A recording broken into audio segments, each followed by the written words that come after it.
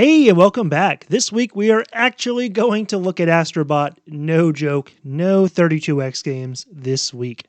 Yes, my channel is mostly focused on retro games, especially since I am usually really slow to finish new releases, but Astrobot was such a special game. And in fact, I did not even know it was going to be a game until about 3 weeks before its release date. And with the fact that I got my first platinum trophy with it, and just had such a blast playing it, I just had to make a video on it. This is not a review, but instead, I just want to share my own take on the game and evaluate why it may or may not be one of the greatest platformers, at least in the 3D realm. Now, whether you played it or not, I think this will be a fun video for all PlayStation and platforming fans, but before I start, a huge thanks to Mainwave Gaming for letting me use their footage on this video.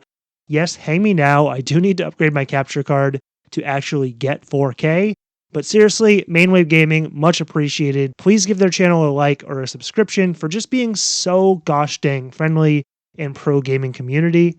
Now, let's bot on.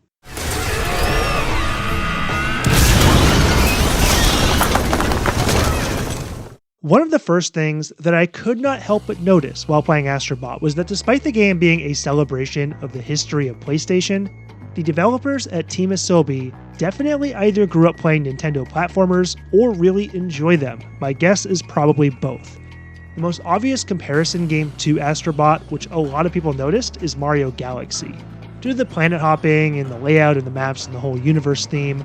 However, Astrobot learned from not just Mario Galaxy, but many of Nintendo's best platformers.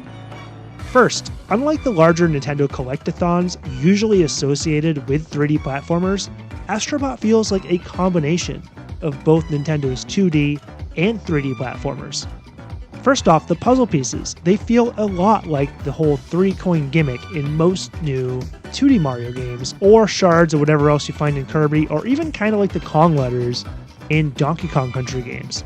There are only 2 to 3 puzzle pieces per stage, but they really require you to look at, in, and behind every nook and cranny of each level. If that was it though, I would have definitely been like, that's kind of contrived, not all that exciting. I'm kind of done with the 3-coin gimmick thing being in every platformer. However, there's also bots to collect. And this is where the game kind of feels more like a streamlined 3D Mario stage. In Mario, you typically explore and find somewhere between 5 to 20 hidden items, whether they be stars or shines or power moons and so on. And the levels, they also just feel like giant sandboxes. Astrobot compared to Mario tends to be a little bit more linear, but Team Asobi packs so much hidden stuff in each level, and they clearly did not want players getting stuck since they added squawks. Squawks? Oh, I mean the bot bird that can help you locate the missing collectibles. Which, compared to most Mario games, I found that to be kind of nice because a lot of the Mario games require you just to keep exploring until you find the new secrets, many of which are actually optional. The comparisons don't really stop there though. The crash site in Astrobot is literally a world unto itself, and it's structured a bit differently than the rest of the game.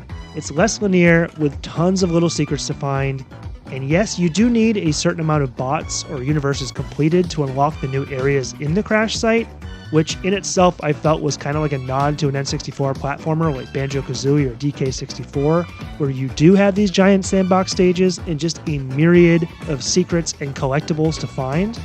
Now I know this isn't a one-to-one comparison, but the crash site with the open design, the need to return after opening new areas, the many collectibles, I did feel like there was kind of a nod there to N64 era rare platformers. All in all, everything works really well for Astrobot, and despite the nod to Nintendo platformers, the game never loses its identity. I will get back to that, but suffice it to say, I did not think there was any bad levels in Astrobot, and I really enjoyed that there were so many secrets to find, but that the game made it really fun, rewarding, and didn't leave you hanging when you couldn't find the collectibles. It was just a really fun, tight-woven experience.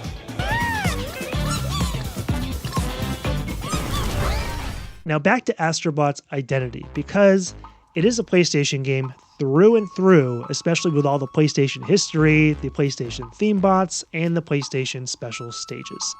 Your mothership is a PS5, your smaller ship is a PS5 controller. And you will also come across all the legacy consoles, all their controllers, and even a lot of odd PlayStation peripherals, some of which I have never even seen before. Like, I think there was like a mouse thing, which maybe that came with a PS2, maybe I'm kind of trying to remember ancient history with that. This might seem a bit superficial, but honestly, the theme bots, while fascinating and a little bit fan servicey, they never steal first fiddle from the excellent platforming and level design. You're going to see tons of familiar faces depending on how many PlayStation games from you have played. Lara Croft, Nathan Drake, the Monkey Ball monkeys, and just so many more. But not only that, there's even really obscure characters. Alundra is in the game. I actually reviewed this game earlier this year. Alundra! Super cool. Most of the bots also perform unique actions at the crash site, which I thought was really cute and just added to... Instead of them just feeling like empty bots that didn't really have any personality, it really just gave a nod to their actual games. Hit Jill Valentine, and she opens a door, exposing zombie dogs. I'm pretty sure that's a nod to the very first Resident Evil game. Hit Spyro the Dragon, and he tries to torch you. This attention to detail really brings the bots to life, and it does pay proper homage to all those amazing PlayStation series. Finally, each galaxy in the game has a unique theme stage from a different series, and these stages temporarily rewrite the platforming rules. God of War, yeah, that's an awesome title by the way. God of War actually uses the God of War mechanics from the newer God of War game. Kratos' axe freezing doors and opening paths and such. The Horizon Zero Dawn level, on the other hand, sees you with Aloy's bow, where you can actually slow down time even in mid-air. And there's other stages that are just like this, I think 6 in total since there are 6 galaxies. These would feel out of place, but they absolutely do not, because the regular game is filled with so many power-ups and gimmicks. I mean, everything from using a chicken to power jump, to using symbols to open doors, to shooting water guns to grow plants, and that truly is just the tip of the screwdriver. The game constantly reinvents its rules, but all the while keeping the basics, the platforming controls, and all the basic maneuvers available and effective.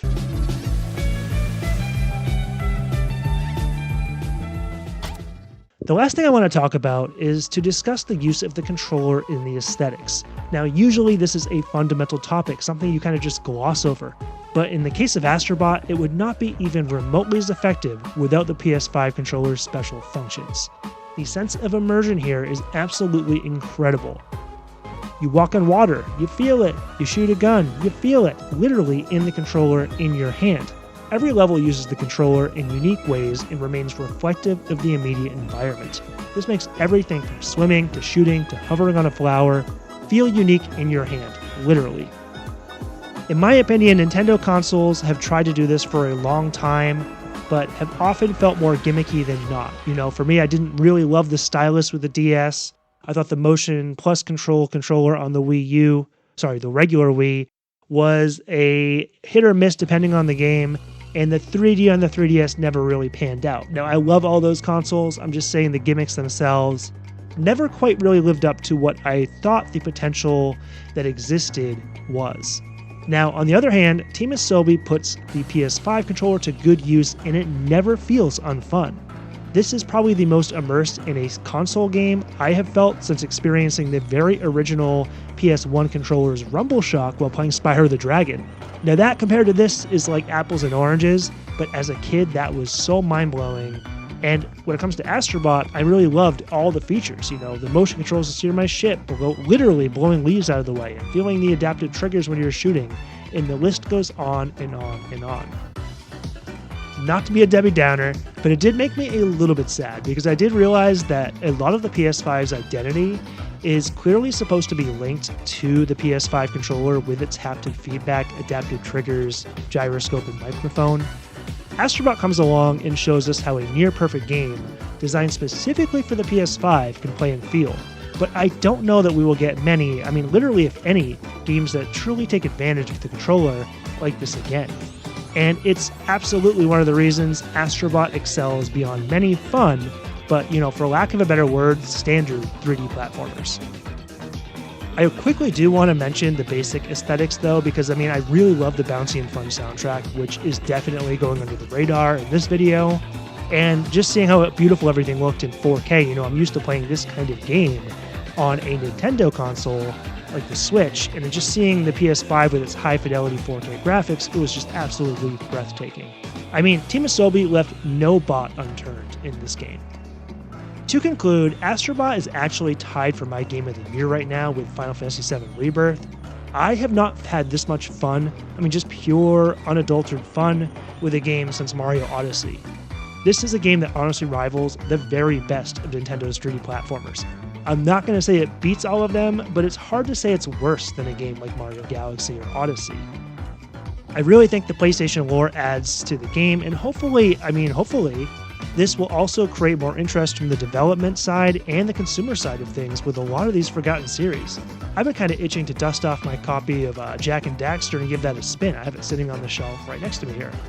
I do hope that Sony knows what an absolute treasure they have with this developer and keeps them making games where fun factor, it absolutely trumps all else.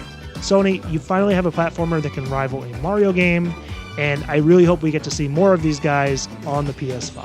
Astrobot is the first game I got a Platinum Trophy in, and I'm still blown away by just how much fun it was, and I can't wait for the DLC.